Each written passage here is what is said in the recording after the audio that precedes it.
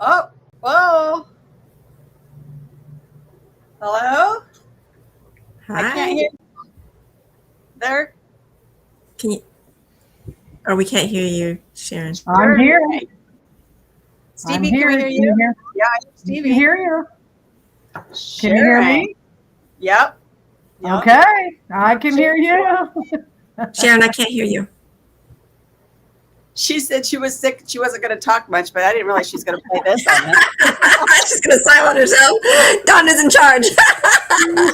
She's faking it and wants Monique to ask the question. Well, welcome to Wholesale Hotties, ladies. And I'm here. Our host, Sharon Lee, obviously has laryngitis. Zoom laryngitis. I'm Yonda Molinex, and then our other co-host is Monique Fell, and our guest today is Stevie Brown. Hi, Stevie. Stevie's Hi, been ladies. a friend of mine, and we just want to know about your real estate adventure, Stevie, and what got you into real estate, and how long you've been doing it, and give us a good scoop on everything about you. Yeah. So thank you for having me. Yes, Donda's been a friend of mine. Actually, we've done some business together as well. Yes. So I'm excited that you guys have asked me to join you.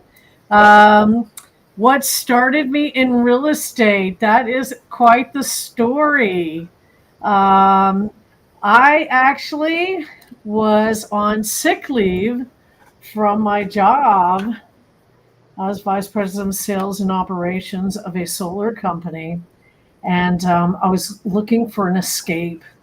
I had been working 70, 80 hours a week, and I had been really sick, and so I was off. And during that time, I took an online Facebook real estate course while I was on sick leave, and I just loved it. And I was like, this is what I want to do, right?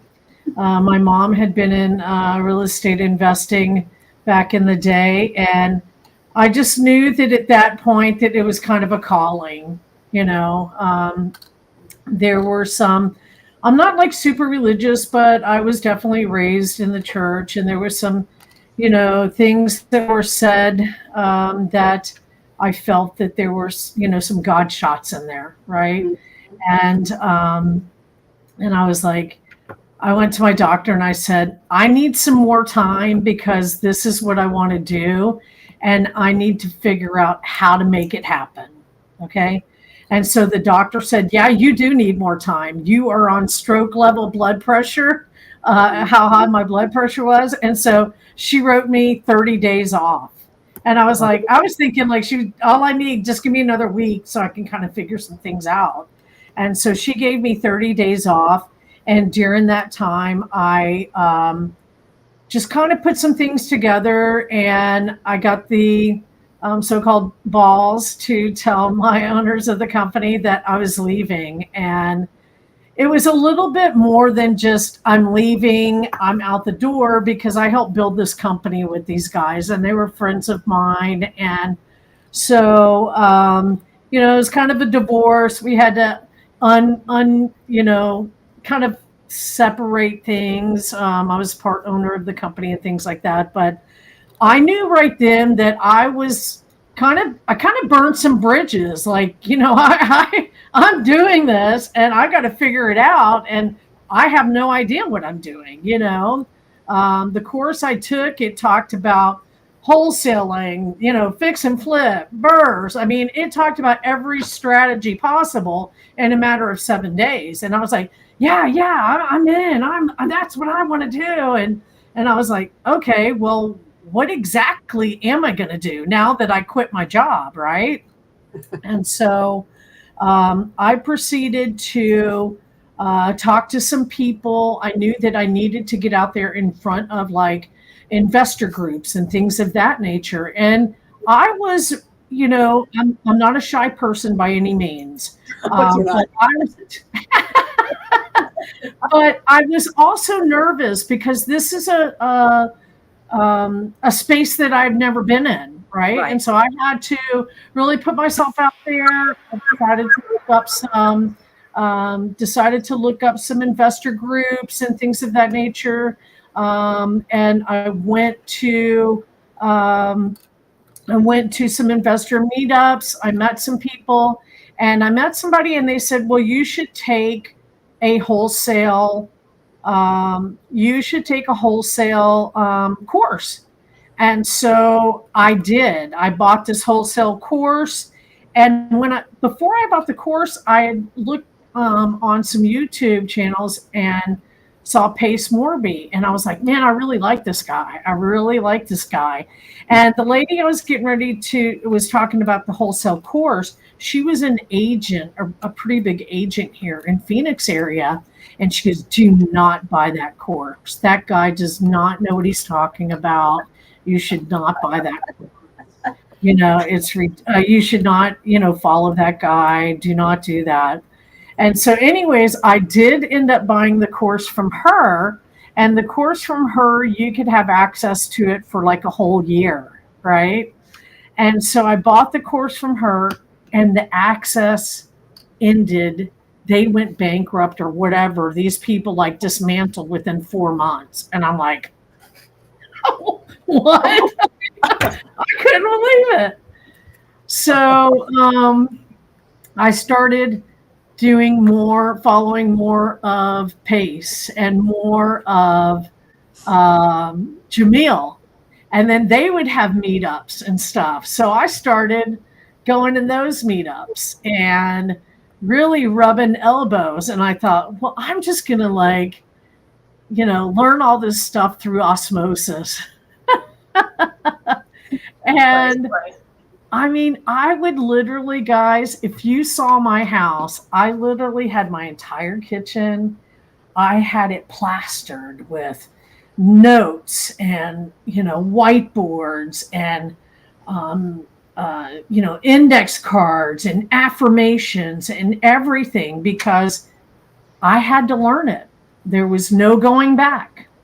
And I decided that I was going to be wholesaling. That's what I was going to do. I was going to wholesale.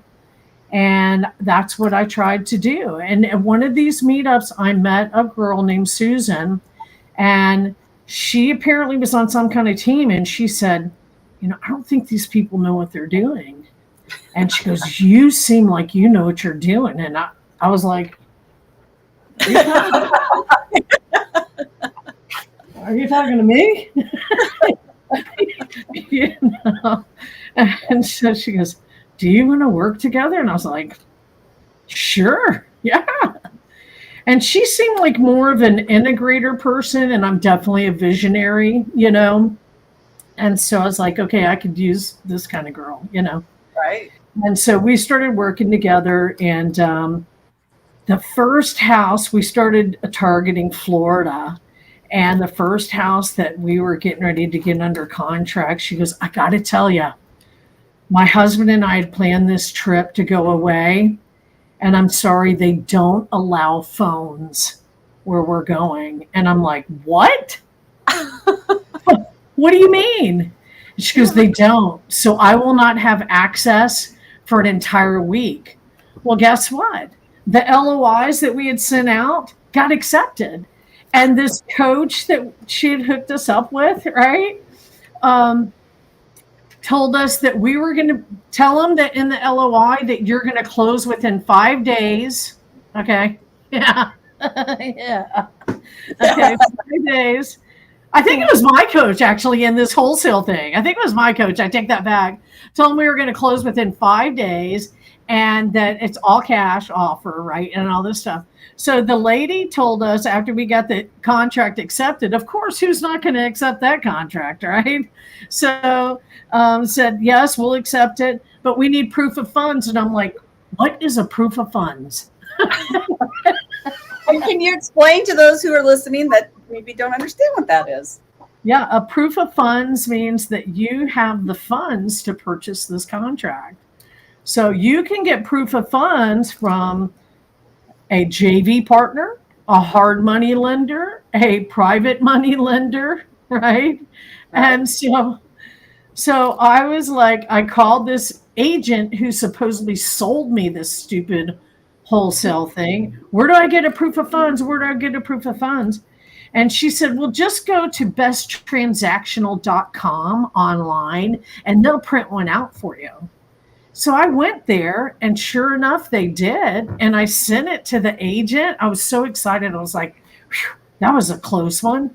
Well, the agent calls this best transactional place and the guy goes, no, I've never even talked to them.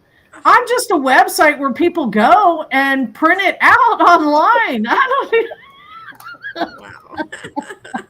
Wow. Oh, no, busted. I was like crazy, right? So that was kind of like the course start of my real estate thing. Okay. The thing is really cool is that every step I've taken, I learn. Right. Absolutely. But the thing is that I'm still taking the steps. I still take the steps. Yeah. It's all about taking the steps. Okay? Did you get that first deal? No. That lady, that agent said, Ask this, she said, no. we're going to go ahead and cancel this contract. We don't have faith that you can close. And I was like, I said, neither do I. I don't know that I can. So that's right. What a learning lesson, though. You learn from that, right? And you move forward. Yeah, Susan came back and I was like, I cannot even believe you left, for one thing. you know, real estate's more important than vacations with your husband. I mean, to No me. phone. That was probably his rule. No phones. Well, I will say that I'm unlike a lot of other people, and that I have always been a workaholic, which I don't have a really clear work-life balance. And that's not healthy for some people. Right.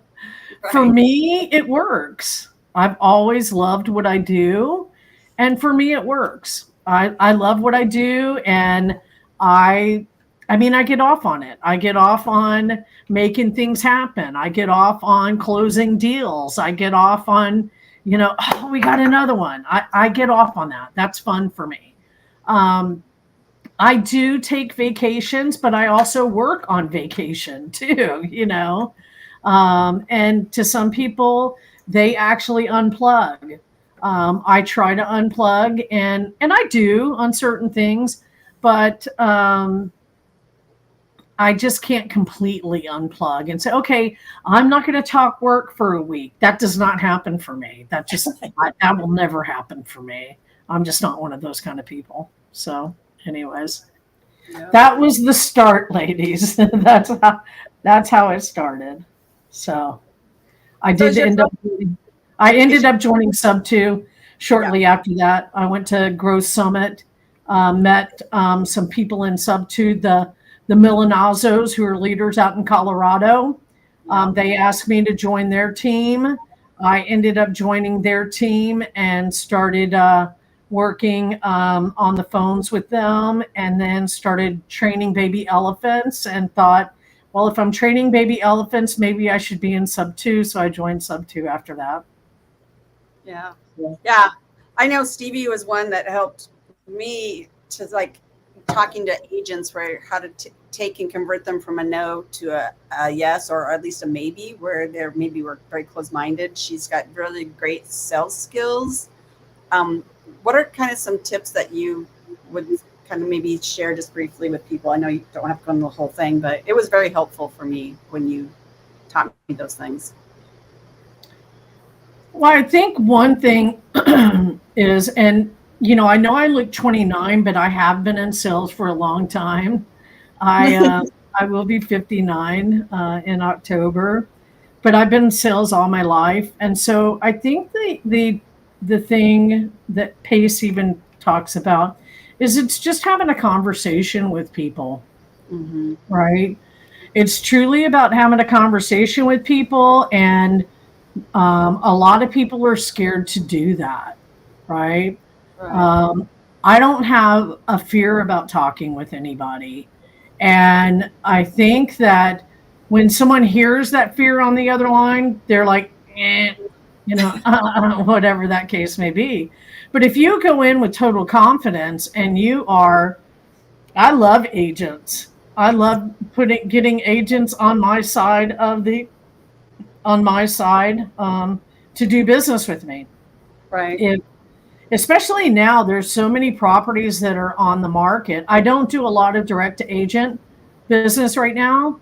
I'm kind of getting ready to go back to it because there's so many properties on the market. But when you talk to an agent and they have their properties on the market and you have so many yahoos calling them, and I hate to say that, there's a lot of them in sub 2 that are yahoos calling them, don't know what they're talking about. They get frustrated. They're tired of it. They're getting hammered by so many calls a day. God, no, I don't want to talk to you. I don't want to do sub 2. People can't explain it. So if you come from it from an empathetic standpoint and just have that kind of, get on their side, have that conversation with them. And then sometimes you get the really rude ones. You got to give back what you are getting too sometimes. But it is just having those conversations. Yes, I love the Milanazos too, John. Absolutely. So currently, Stevie, you said you don't work with agents. So predominantly, what's your flow? What do you focus on, and what's your system behind that?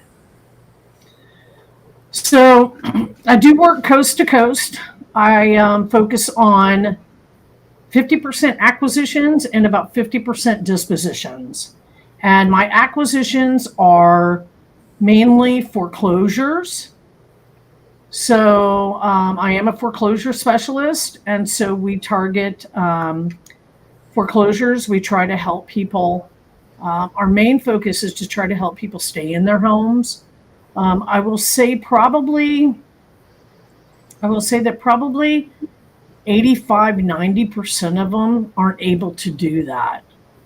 And so when they're not able to do that, then they will end up selling it to us, and we'll help find a buyer for that.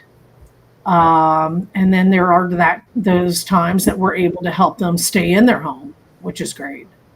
I've got a guy right now that is behind on some of his payments, and I think that we have a really good chance of helping him stay in his home, which is going to be really great. Those are the wins, right? Being able to help people stay in their home. So, the foreclosures is really hard. A lot of people think that might be a really, really easy thing. It's not. It is so not. You work foreclosures for like a year. Donda was, we were able to help a couple keep a foreclosure off their record, right? And be able to get them, Donda and them were able to take over that house creatively. But that couple did not see a foreclosure. That is, in fact, I think probably right now their credit has gone up because of the on-time payments that have been made to their mortgage, which is going to give, in fact, this couple is divorcing, right?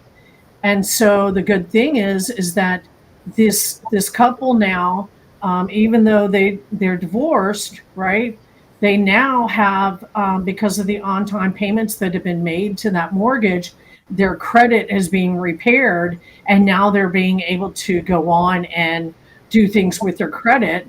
But if that house went into foreclosure, they would have had to wait 7 years before they would have been able to start really rebuilding that credit. So we do a lot of things like that that's able to help out a client.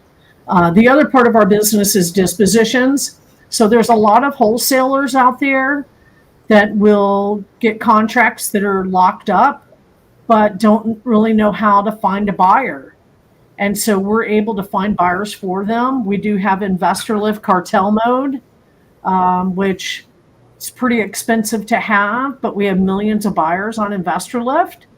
We also have VIP buyers list that we've worked on for a long time, and we do have buyers across the country. We do have our own private community within Sub 2 that affords us the beautiful right to post inside Sub 2, where, there's communities that don't have the quality of buyers that we have in Sub 2. And then we use other platforms to disposition the properties that we JV with on these wholesale dealers. So we do acquisitions and dispositions as well. And we have a team that works coast to coast on those acquisitions and dispositions. Those are all off market, Stevie? Yes. Now, I will say that I do have, I do work with somebody. I have my own company, and then I also work with a partner that sometimes she will bring in properties that are on market, which I'm not a fan of.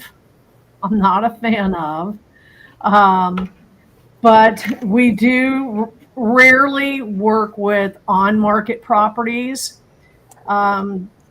Just because if you're a fix and flipper, you can find on market properties. Like we just had a situation out in California where this property is on market for like 900,000 and we have it locked up under 700, close to 750,000, right? The problem is that people can go around you. And then if you have fix and flippers, they don't like on-market properties, because if they go in and fix and flip it, then when they go in and fix and flip it and then they put it back on the market, it shows that that property has been on the market for, say, 6 months, but it actually really hasn't, because once they put it on the market, it's only been on the market for, say, a week or 2 weeks. But since it's been on the market from this agent, right, it shows that it's actually been on the market for like 6 months. So people think that there's something wrong with that house. So there's a lot of things that I don't like about on-market properties, especially when we're selling to investors, because a lot of fix and flippers and investors do not like on-market properties. It's just tough to sell. And a lot of people can go around you and go right to that agent and make a deal and steal that deal out from under you. True. Very true. Have you had that experience that's happened to you, Stevie? Yeah, just that property in California, the one for $750. They did that to you, huh? Yeah, it just happened. Yes. Yeah. And unfortunately, you can't put memorandums on those type of deals. And I do lock up deals and I put memorandums on them. I protect my properties as much as I possibly can. But when you have on-market properties like that, you can't file memorandums on them or Liz Pendens on them, because it is with an agent. But I do believe in putting a property under contract and filing a memorandum on it to protect it. And when you file a memorandum, is that with the county or the city or? The county, yeah. Mm-hmm. And is that? Oh, go ahead. I was just going to ask how many days. I'm sorry, go ahead. I was just going to ask how many days that is, or if you have a period of how long that memorandum's good for. And then Monique has a question too. Whatever I put that for. Mm-hmm. The memorandum is good until it's lifted. So, I mean, I will put whatever my contract is for, but no one can sell that property until my memorandum is lifted. Yeah. Okay. Sorry, Monique, your turn. And do you find that it's across the board the same in every state with the memorandum or Liz Pendens, or are there subtle changes or big changes that you have to make? Oh, they're different across the board. Yeah. Every state. how to do that. Yeah, every state's different. Yeah, every state's different. And there's different regulations that have to be followed, or Mhm.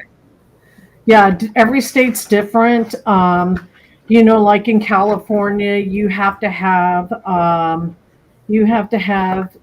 signatures and it's notarized. Here, you have to have it. You have to have, I have to have it notarized myself. It has to be notarized. The contract has to be signed by, obviously, the seller. But I have to get it notarized, the memorandum notarized by me. Texas is getting ready to change laws. I kind of stopped buying in Texas. I'm more so moved to like Georgia, Ohio, Pennsylvania.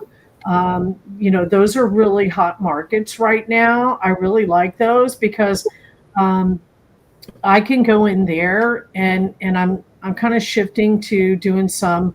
I've got some partners out there that are being able to buy some distressed type properties. When you can go in and buy a distressed property for 40, 50,000 and sell it to a fix and flipper versus here in Arizona, 300, 400,000, right? And you're making a small margin, but you can make a bigger margin in Georgia when you can buy a property for 50,000. Would you rather buy a property for 50,000 and be able to make a, 50, 60, $70,000 margin, or would you rather come to Arizona and spend 300,000 and make a $50,000 margin? I think I would rather just want to risk maybe $50,000 versus risk $300,000. Right. So a lot of people are moving to like Georgia, Ohio, Pennsylvania, those type of markets. Definitely. That's kind of Sharon's neighborhood over that direction. Because I know she's in Virginia and Pennsylvania. And all Yeah. those Yeah. So I know she's got a project she's working on right now. Yeah. So, but she's in Jamil's program with the wholesaling. Astro. Yeah. Yeah. Yeah.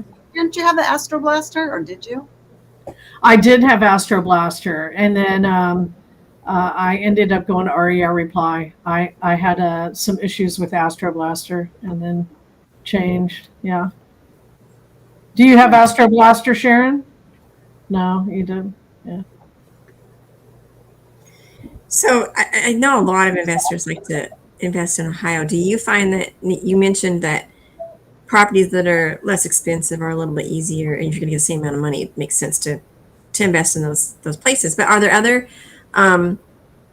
components or other criteria that you look for to go to different markets specifically, or that are your favorite markets, or do you just stick with that, or is it like, oh no, this one's hot and this is why it's hot, and so we're going to move here even though it's $300,000 property? Is there something that you follow in order to determine that kind of a concept? Yeah, my favorite market is California. My favorite market. Really? You never hear that. Everybody does not. My favorite market That's amazing. is California. I have to hear the why behind that. Yeah, me too. You want to know the why? Never heard somebody say that. My favorite market is California. Mm-hmm. I think a couple of things. Obviously, it's foreclosures. So I love California foreclosures. I guess the price points that we see the foreclosures are probably somewhere around $500,000 to probably 1.5, somewhere in there. Okay. So we have a healthy buyers list. Okay. We have a healthy buyers list. We have a great buyers list. They want to do fix and flips there.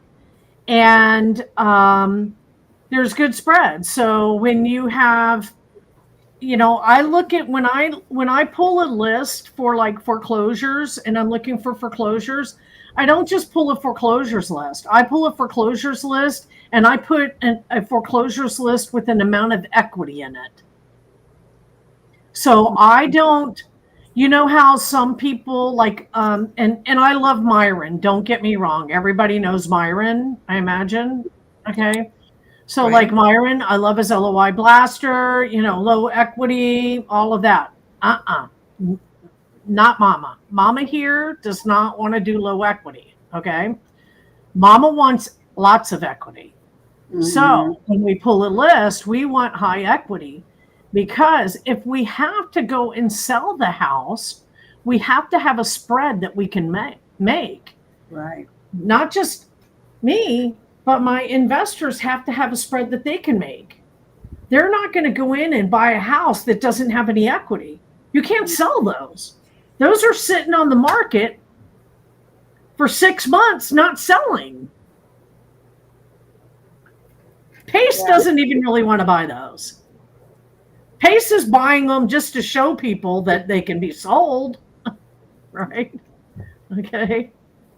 But no one's really buying them. Well, he's got the money to back that up and be able to carry those until he does find the right buyers. Where most people get into that, they're going to get into trouble if they're not careful.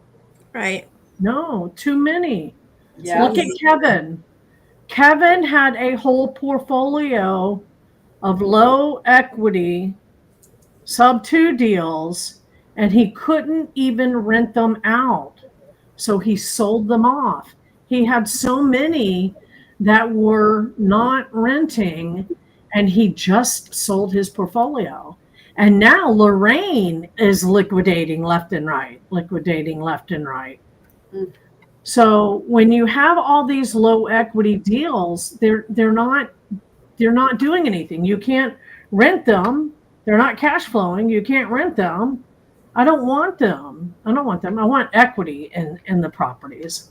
So I love California for that reason, because you can find properties that have equity in them.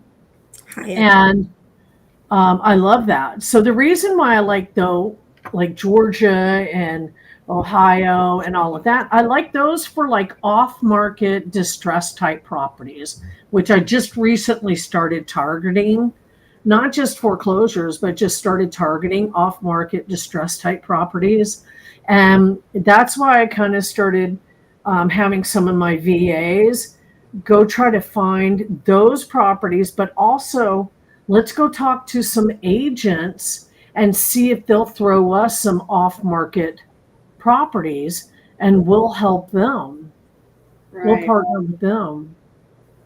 Well, like you said, the lower entry fee is easier for people, especially starting off. And if things do go bad, you should be able to even fix it up and make it a rental. Where if here in Phoenix, it doesn't make sense to make it a rental because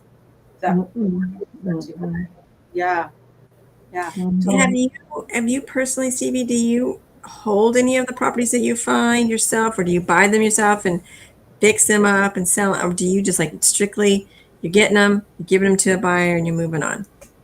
I do have a rental, and I had a rental that I was doing as a midterm rental, but even that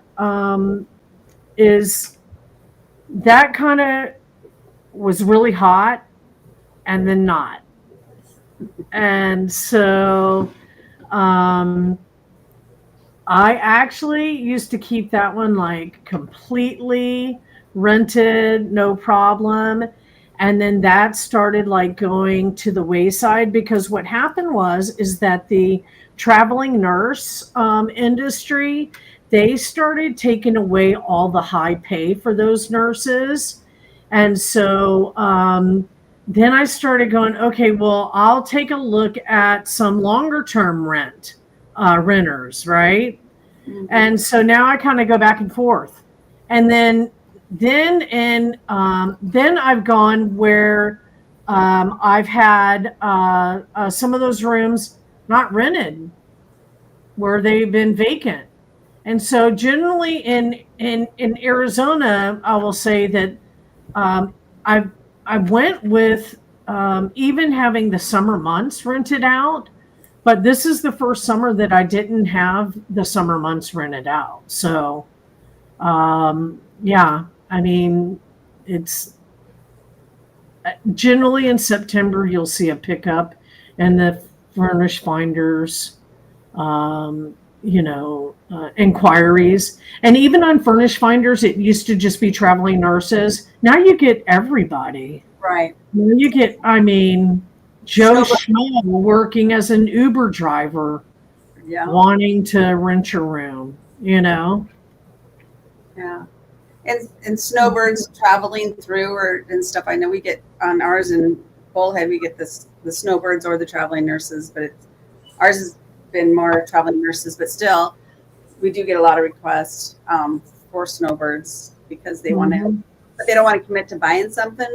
I think they just want to check out areas and see if they are going to buy, or they're just coming to visit family in an area. But those are always nice because they stay for several months versus the short term.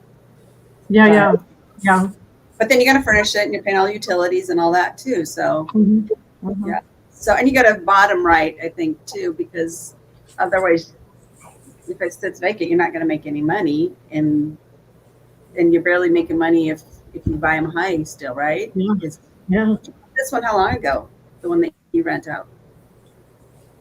I'm sorry, say that again. How long ago did you buy the one that you rent out for midterm? 2022. Yeah. So you bought it at a good price. Right? Yeah. So. Yeah. But you're also, Stevie, going to be buying businesses, I hear, right? You're going to be going that Yeah, direction. I did. I joined Zero Down 2.0. I started looking into Zero Down, and then, I was one of those that I have this problem of being a shiny panda person, That's how I was when I first started real estate. I was like, yeah, I want to do this, and then I want to do that, and then I want to do this. And I realized quickly that I need to really focus. Yeah. Yeah, I really did, because I was like, I'm going to go do this. I'm going to do multifamily. I'm going to do Burr. I'm going to do, and I was like, no, you're not. You're going to be broke before you know it, So I needed to calm down and really focus on single family, direct to agent. That's what I really focused on. And then I did shift my gears. I was with the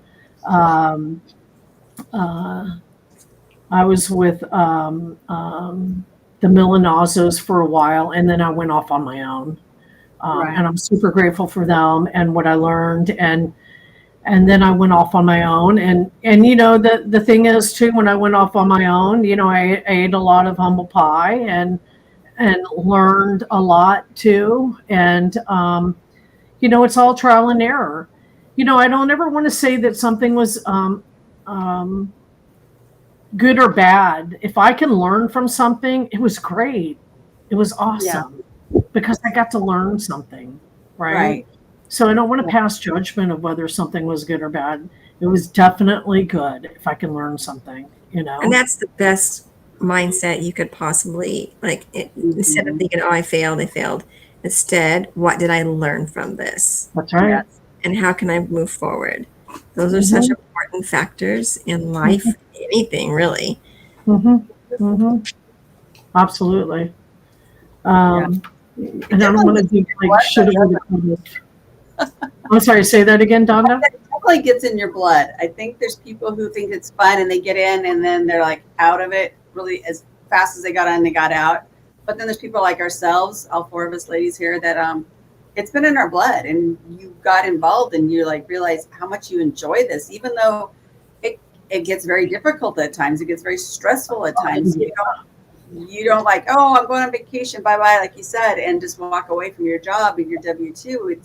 It's always there in the back of your mind and stuff. It's you're an entrepreneur. So you got to be willing to take the risks and move forward. And like Monique said, learn from the things, because we're all going to screw up. We all make mistakes, and being with these mentors has helped a ton, but we still make our own mistakes, and we still have to learn from that. And I think it's helpful if we have partners, we work together, you learn from each other. I mean, some people think they need to do everything on their own and they want to keep it to themselves. But what happens with that is not everybody's a jack of all trades, number one. And number two, now you're learning everything and trying to do everything on your own instead of working as a team. When more brains can work together. And I think women do this really well. And I'm not saying men can't or don't, but I see more women just so easily collaborate. We just have that nurturing and natural tendency to want to be in partnerships and want to work together and help each other and just like walk through things together. Yeah. My partner, Linda, like she's like, I always say like she's the integrator. Like she knows stuff. Like Linda, just go do that. Like I can't, Linda, I need you for this. Like, can you go do this? She's like really, really smart. She really is, you know. She's like seriously like a yin to my yang. Yeah. Makes a difference. That, yeah. She really is. She really is. And I know, like, listen, she is like, I am very out there. She's like, in fact, Lori, that's with the title company work, that she said to me yesterday, she goes, I don't know how y'all work together. We're just like this. Blah, blah, blah, blah, blah, blah. And then there's Linda, and she's like very, very quiet and very. I said, it's a perfect match. It's a perfect, you know. So I've learned so much from working with her. And yes, there's times I want to pinch her head off. But trust me, I'm sure there's times she wants to throat punch me. You know? Well, you have different gifts, you know, and being able to formulate those gifts together and know your lane and be gifted where you're gifted at and be able to have that freedom to allow somebody else to be gifted where they're at and put that together in a partnership, it just makes a world of difference. Yeah. Yeah. And relief and everything else. You can't be perfect at everything. You can't, I mean, it's hard to be just even really good at one thing, let alone trying to do all the aspects of a business. It's not feasible. It just makes so much more sense to, like you said, have a team and work together. And yeah, absolutely. Yeah. Absolutely. And like Stevie, you found us our first sub 2 deal, and it pays us very good every month. And I don't know that I would have, well, number one, I wouldn't have found it. Number two, because you were out door knocking. You want to talk a little bit about your door knocking experience for people that are thinking about that? Yeah, I mean, you know, I just thought it would be fun to go door knocking, and there was a girl that I met her like through a meetup, Marisol, and then another one, Diana. They were Spanish speakers, and I thought, you know what? This area where we're going to be door knocking are Spanish speakers, and I need Spanish speakers. So let's go pound the pavement. Let's do it. Let's make some reels, right? And I don't even know what reels are at the time. My social media is really the worst. It really is. In fact, I don't have time for it. I'll hire a VA to do my social media. Okay. So I took Marisol with me, and we were checking out these leads, and we saw this lady. I said, that's the lead. That's the house right there. And the lady was having a yard sale. She goes, I don't think we should go. I said, this is the perfect time to go. She was sitting in her. And so the lady spoke Spanish. And so Marisol talked to her, and they, like I said, they were getting a divorce. And the ladies told Marisol that, you know, her husband's in the house. He's sleeping like he was hungover or something like that. And I was like, well, we're coming back, because he spoke English, you know. So we did, you know. And she said she told us that her husband just wanted to let go of the house and let it go into foreclosure. And we're like, oh no, we're not. She goes, I don't care what he does. It doesn't matter. We're going to just let him do. I said, no, you're not, because it'll affect you too. Mhm. And she said, no, I'll just sign it. I said, it doesn't matter what you think you're going to sign. It's going to affect you. And so she was translating everything. And so we got them together, even though they were like sitting at opposite ends of the table. And we got them together and got them to sign the contract and, did all the, then Diana came back and did most of the paperwork with me and stuff like that, because she was more experienced in that. And we got them to the table and did everything, and then got it to Don. Yeah. Yeah. Yeah, they were a divorce and a pre-foreclosure, both. Oh yeah, they were definitely in foreclosure. They were going to let it go to foreclosure. I was like, Yeah. no, you're not. No, you are not. And that's where like working together in these communities is so important, because he brought us the deal. We found the buyer through one of our guys we've been networking with. Yeah. He's actually become a partner in a lot of the deals that we do. And then he found the private money lender, and then we had to get him paid off. So through this community, we found another private money lender to step in until he just got paid. But he's all paid off now too. So, but yeah, it's just amazing when you wrap the deal. The deal. Yeah. So it's making really good money every month, and yeah, we're pretty excited about it. And just watch that account grow, and we'll just let's see what happens. So when he does, take me out for a steak dinner. Yeah. Wait, you made good money on this one. You take me out. But it was worth it. It was worth it. You pay for people to do a good job and bring you good deals, and it's as long as you're both making money, who cares, right? Mm-hmm. Mm-hmm. Yeah. Every deal's different, right? Every deal's different.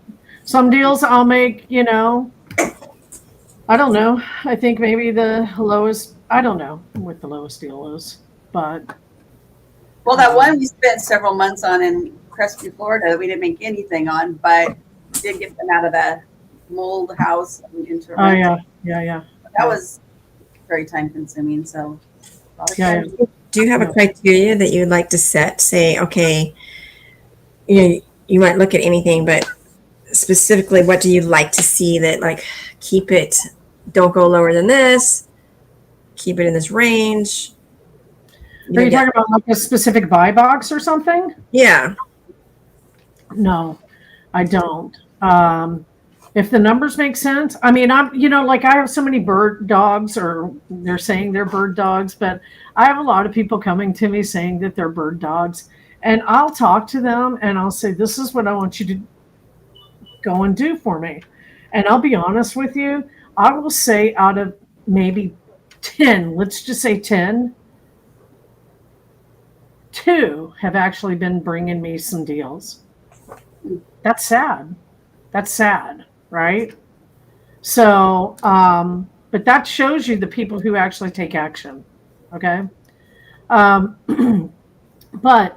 I really don't have necessarily a buy box if the numbers work, because you got to remember, my buyers are all over Investor Lift. I have a VIP buyers list. I know how to dispo a property, so I can find a buyer anywhere. right. If the deal is good, I can go find a buyer. I know how to dispo a property.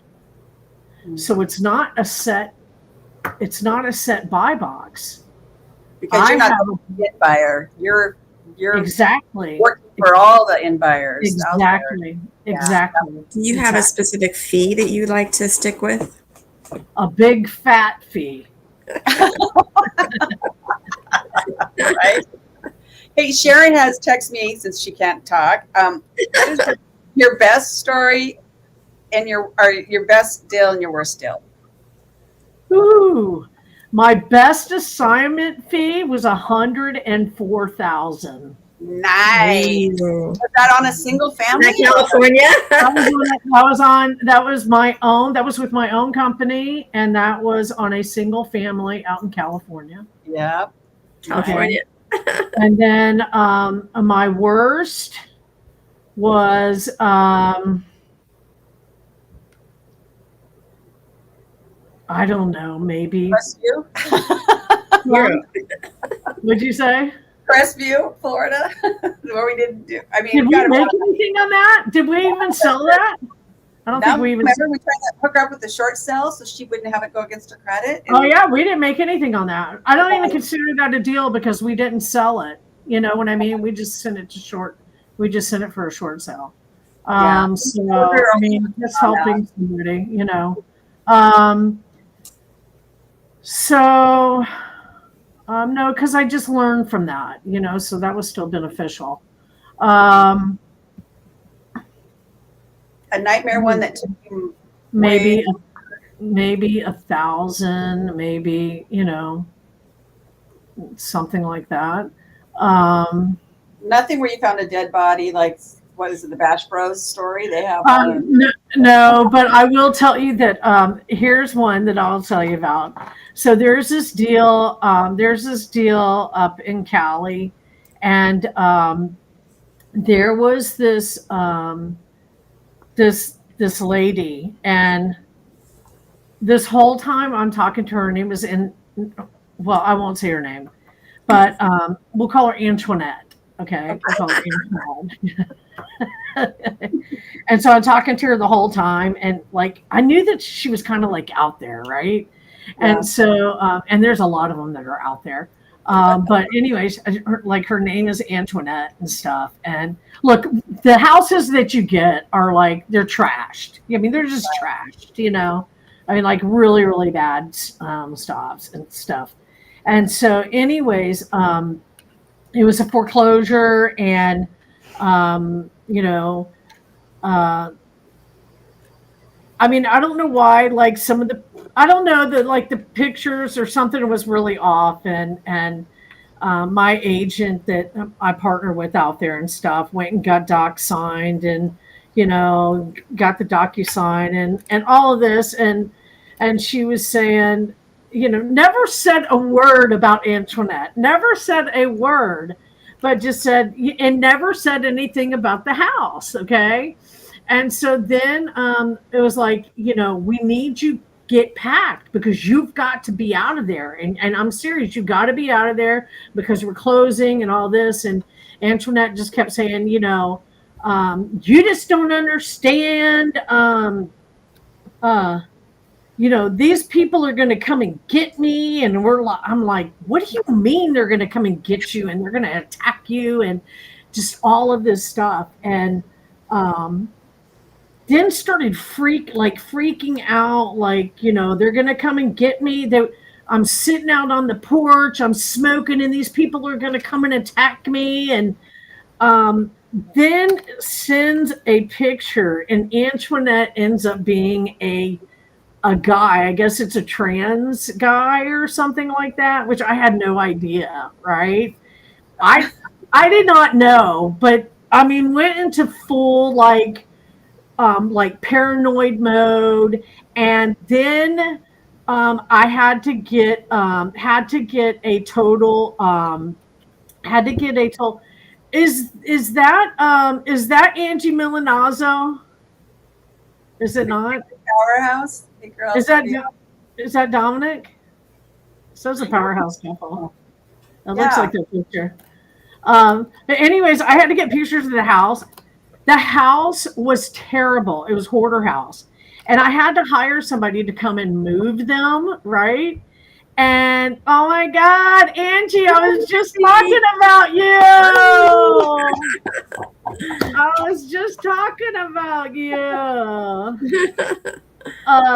But I had to take pictures I had to get a mover, and the mover said, I'll do it, and came out, and it was like a last minute mover, came out and took pictures. And there was like, he after he moved, he took pictures, and there was like just rat droppings and cigarette butts that she had dropped all over the floor, and it was so disgusting. I've never seen a house that disgusting, and I've seen some really gross pictures. I really have. Yeah.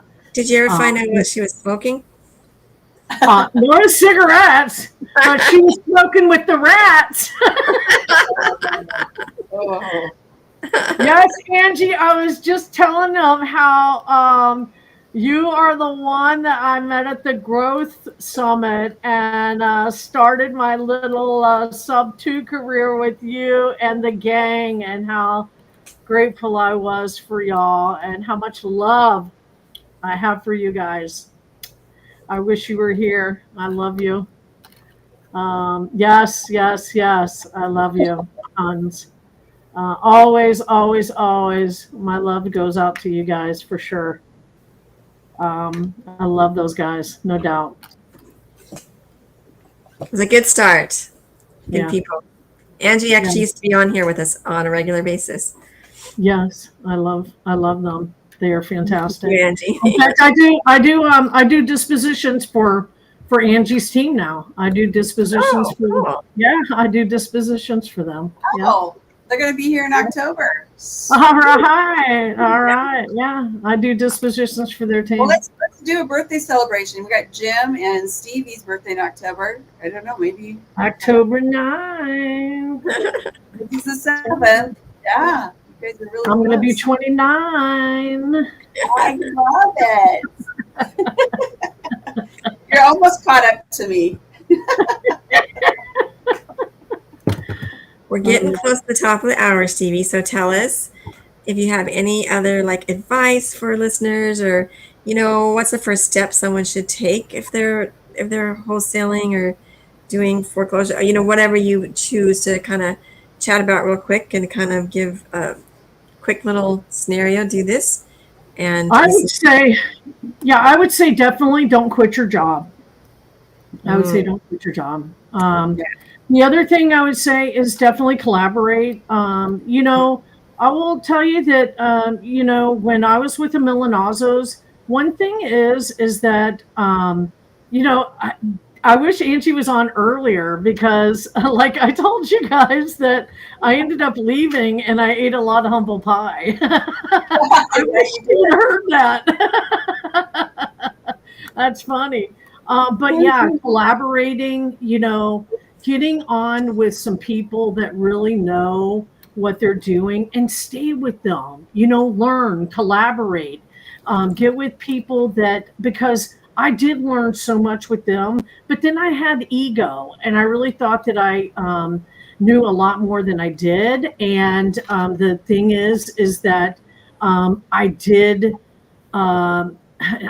know as much as I thought I did. And so I really took a hit and I had to learn a lot more. And if I would have stayed with them, I would have gone faster, right? But like I said to you guys earlier, that, it's not about coulda, woulda, shoulda.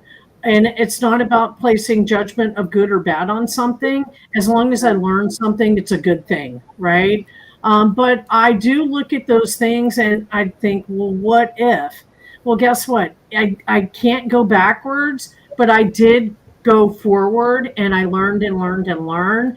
And there was no going backwards. So I just had to make the best of it. And I had to, I'm from Texas. So I had to, pull my bootstraps up and get with it and learn what I needed to learn. And that's what I did. And I am successful today. I, do make a good living, and I'm grateful for what, the Milanazos taught me for sure. And they did give me a good foundation, and I did have to get my ass in gear, or my butt in gear, and grow and go. And this community has helped me do that. That was super great advice. Yeah. Very good. Well, I think we are at the top of the hour, and we absolutely enjoyed having you on today, Stevie. And you jumping in, Angie, was such a treat. So thank you for sharing, and we would love for you to come and guest host with us sometime, anytime you can. I'm sure we all agree about that one. And if there's nothing else, Tonda, we can kind of like say goodbye to our guests for tonight. Until Thank next. you so much. Thank you so much. I'll definitely come back when the Milanazas are on. I'm gonna love that one. So We can guess with Angie. I love that. Love it. All right. Thank you so much for having me, guys. Yes, Angie. Yeah, her ears were burning. 100%. All right. Love you guys. Thank you. Bye. Take care.